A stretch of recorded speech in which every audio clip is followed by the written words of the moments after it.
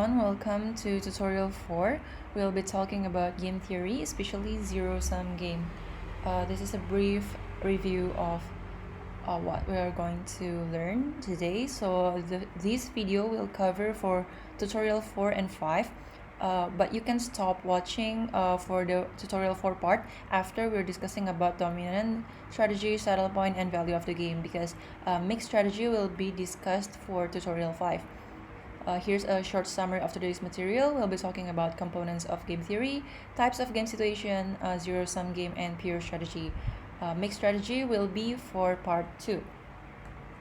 Okay, so first, what is game theory? So it is a game theory addresses the decision situation with two or more decision maker in a competition. In a game situation, it is assumed that the payoff table is known to all players, and the best strategy for each player is his or her optimal strategy. There are 4 components in game theory. First of all, players. Players are the decision makers in the game.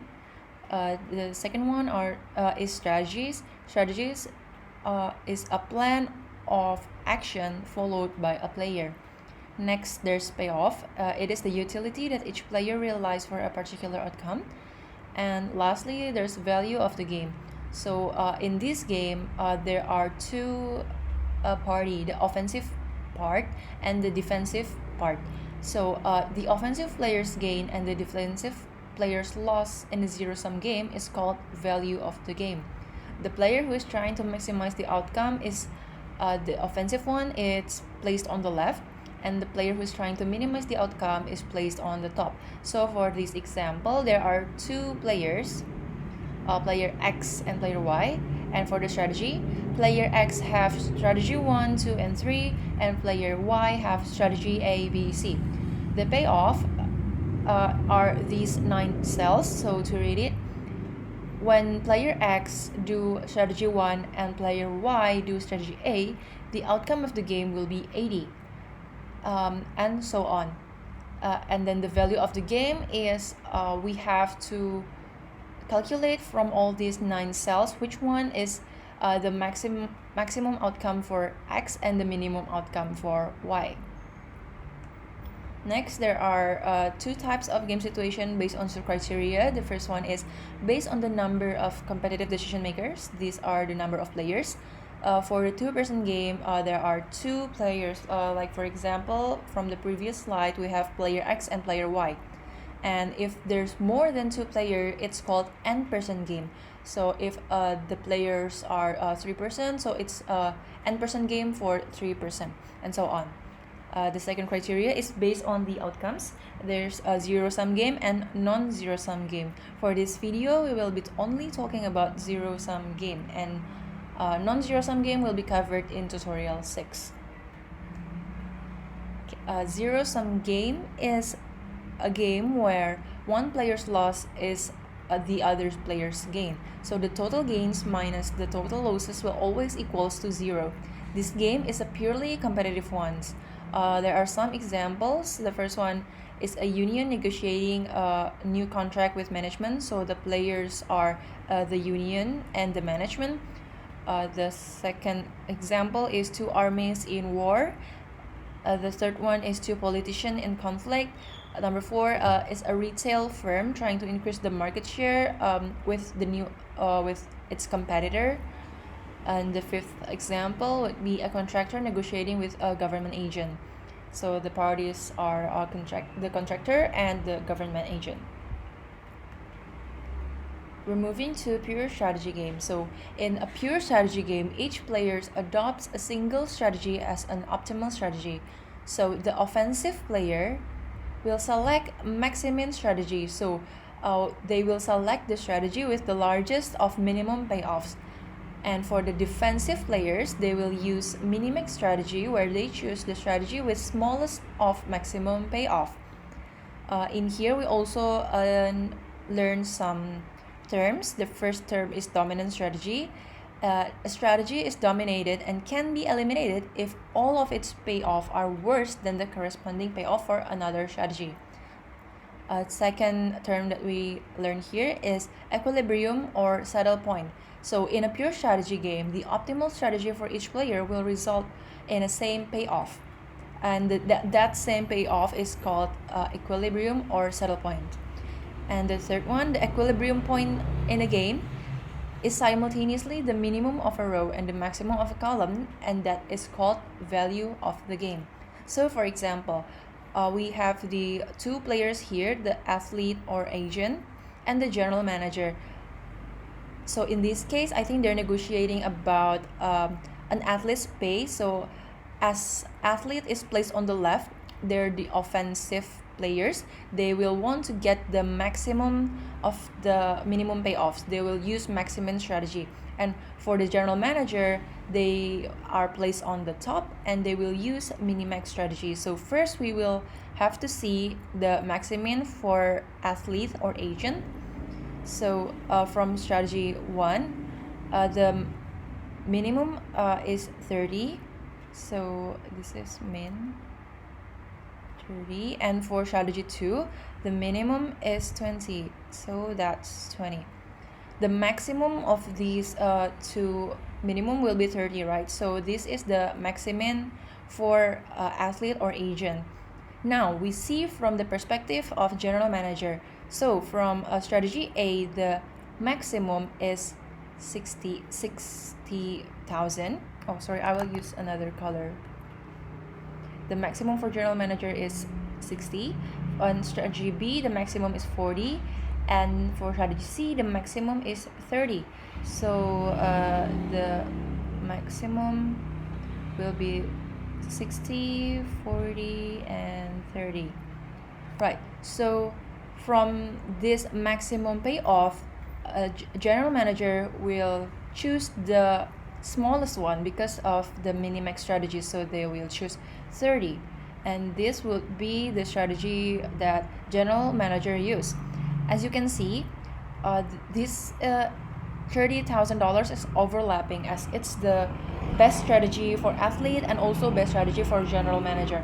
So this is our saddle point where the strategy meet. So strategy C and strategy 1. So this is our saddle point, and the value of the game will be $30,000. And if you want to look for the dominant strategy, you will have to see first. Sorry, let me erase this. Right. If you're looking from the athlete perspective in strategy 1, the maximum the payoff is 50, 35, and 30. And for strategy 2, the payoff is 60, 40, and 20. So if we compare 1 and 2, this one is always this bigger, this one's bigger. 40 is bigger than 35, this one's bigger, but 20 is smaller than 30. So we cannot eliminate strategy 1 or strategy 2 as it is not dominating. So from the perspective of athlete, there are no dominant strategy. But if you're looking from the general manager strategy, if we can see strategy A, the payoff is 50 and 60, strategy B, 35 and 40. So if we compare these, strategy A will always be bigger than strategy B because 50 is bigger than 35 and 60 is bigger than 40. And as the defensive player, we will choose the smallest one, right? So we don't want strategy A. So if we compare strategy A and strategy B, we actually can say that strategy B is dominating A. So we can eliminate strategy A. Eliminate A. And then moving on, we compare strategy B and strategy C. Now we see that 35 is bigger than 30 and 40 is bigger than 20. So looking from the minimax perspective, strategy B is always bigger than strategy C. So we can also eliminate this. Eliminate B. Right, so from the general manager strategy, we can say that the dominant strategy is strategy C because it's always given us the more favorable outcomes from strategy A and strategy B. But there is no dominant strategy for athlete or agent perspective. That's for the dominant strategy. That will be the end of tutorial part 1. That will be tutorial for Meet 4. Next, I will continue talking about mixed strategy, but you can stop here if you only want to learn about tutorial 4. So this will be tutorial 5. Welcome, I guess. We will be talking about mixed strategy games. So a mixed strategy game occurs when each player selects an optimal strategy that does not result in an equilibrium point when the maximum and minimax is applied. So if we see this strategy for company 1, as it is the offensive player, we will have to choose the maximum. So first we will choose the min.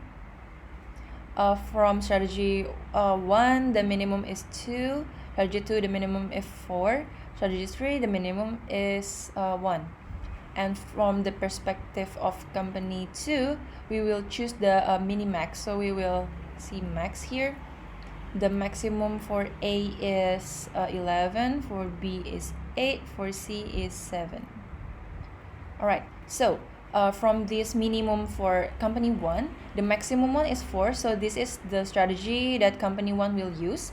And for the company 2 minimax, from these maximum outcomes, they will choose the minimum, which is 7. This is the strategy that company 2 will use. So company 1 will choose strategy 2, but company 2 will choose strategy C.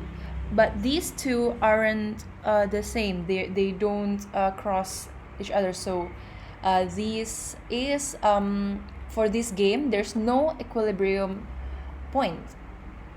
So when we face a situation like this, we will have to search for dominant strategy. Let me erase this. Right. Okay. Now we will first start see from company 1's perspective. First, let's compare strategy 1 and strategy 2. 9 is smaller than 11, 7 is smaller than 8, and 2 is smaller than 4.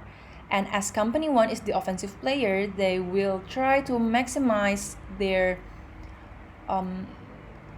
outcome, right? So because of the maximum decision. So we will eliminate strategy 1 because it's not favorable compare all of the results of outcome compared to strategy 2. So we can eliminate strategy 1. And then we compared strategy 2 and 3. 11 is bigger than 4, 8 is bigger than 1, and 4 is not bigger than 7, right? So we cannot eliminate more for strategy 2 and 3. So no elimination. Right, after this, we move on to perspective of company 2. Now, because we already eliminate strategy 1 from company 1, we can close them. We just don't need to bother with them anymore. So when comparing, we don't need to compare 9 and 7 or 7 and 2. We can start comparing 11 and 8 and 4 and 1. So when we're comparing, this is a switch. Switch means you're switching perspective.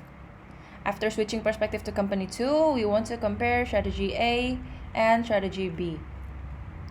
Strategy A is 11, B is 8, this one's bigger, and 4 is also bigger than 1. So we can say that we can eliminate strategy A because company B is on the defensive player, right? So they want the mini-max outcome. And they want the smaller one, so we can eliminate strategy A. Eliminate A. Now, after this, we have this 2x2 matrix, 8, 4, 1, 7, and we can stop the dominant strategy here. After all elimination, stop until you get a 2x2 matrix, like this. So this is your 2x2 matrix. After eliminating for any dominant strategies. And next, you will have to apply maximum for offensive player and minimax for defensive player. Oh, I'm sorry. We have already done this. Just ignore this. All right. So this is our payoff table, but it is a payoff table with closed loop. So in a mixed strategy game, players switch decisions in response to the decision of other players and eventually return to the initial decision, resulting in a closed loop. So if I'm company 1 and I choose strategy 2, I get a nice result like 8. It's a big number that I want. But then company 2, when they choose strategy B and company 1 choose strategy 2, the number is 8 and they don't want it to be that high, so they change their strategy to strategy C, which results in the outcome of 4. Back to perspective company 1, when company 2 change strategy, so the outcome is 4, company 1 doesn't want the outcome to be that small, so company 1 changed their strategy to strategy 3, so the outcome will be more favorable at 7. Back to perspective 2, they see that company 1 changed the strategy to strategy 3 to get a bigger number, and we don't want that. So company 2 change again their strategy to strategy B so that the outcome is smaller at 1. Company 1 doesn't want these, so it changes a strategy again from strategy 3 to strategy 2, and it goes on a loop. So what we can do here is we use expected gain and loss method. So in this method, a plan of strategy is determined by each player so that the expected gain of one equals to the expected loss of another. So in other words, a player developed a plan of mixed strategies that will be employed regardless of what opposing player does. So it doesn't matter if the player changed strategy and so on. And for this approach, this assume that the game is repetitive. So from the loop, it will be a repetition of changing strategies, and this will be played over a long period of time. So a strategy can be employed a certain percentage of the time. For our example, it can be logically assumed that the marketing of the new camera by company 1 will require a lengthy time frame. Okay, so how do we count the expected gain for company 1? So company 1 will assume company 2 use strategy B and strategy C. So first we will try to make an equation B equals to C. So we have learned the concept of probability, and for company 2 when they're doing strategy B, the probability will be 8 point probability P plus this one 1 times 1 minus probability. This will be the B. So this is a lot like heroics. The concept is quite the same. So probability, so the opposite will be 1 minus probability equals to, oh sorry, my handwriting is too big. Right, so 8p plus 1 minus p will equals to, for C, this is 4 and 7, so the probability is 4 times probability plus 7, 1 minus p. As we calculate this, we will have 8p plus 1 times 1, 1, 1 times minus p, 4p plus 7 times 1 is 7, and 7 times minus p is minus 7p. And after we calculate all of these, we will have 10p, 10p equals to 6, and probability is 0.6. Now this probability, because we assign the p for this 8 and the 1 minus p for 1, and the p is for 4, so the p will be the probability for strategy 2, and because the probability for strategy 2 is 0.6, the probability for strategy 3 would be 1 minus p, right? So the answer would be company 1 will use strategy 2 60% of the time, and strategy 3 40% of the time. And after you have this probability for expected gain, you can insert the probability for the equation. So for example, 8.0.6 plus 1 times 1 minus 0.6, you'll get 0.48 plus 0.4, 0.88. This will be the expected gain for company 1. That's from the perspective of company 1. So it's looking for a gain. So from, this should be loss. Expected loss for company 2. So now we're changing our perspective. So company 2 will expect company 1 to use strategy 2 and strategy 3.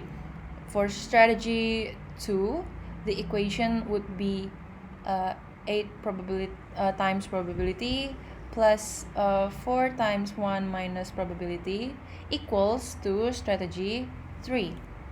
1p plus 7, 1 minus p. And then if we count this all, we will have 7p, probability is 0.3. And once again, because we use p at 8 and at 1, so the probability of 0.3 belongs to company 2 strategy B. So the answer would be for company 2, they will choose strategy B 30% of the time and strategy C 70% of the time. And same as previous calculation, if you want to see the loss for company 2, you can put the equation, the probability to the equation. And to make it easier for you guys, there's this what is it called, quick answer. So this is what I have explained, but I put it in a way that I guess you guys can read it slowly. This is also same, but it's loss for company 2. This one's gain for company 1. And that's the end for tutorial part 2. We have covered zero-sum game for pure strategy and mixed strategy. That's it for the material. Next video would be about the problems.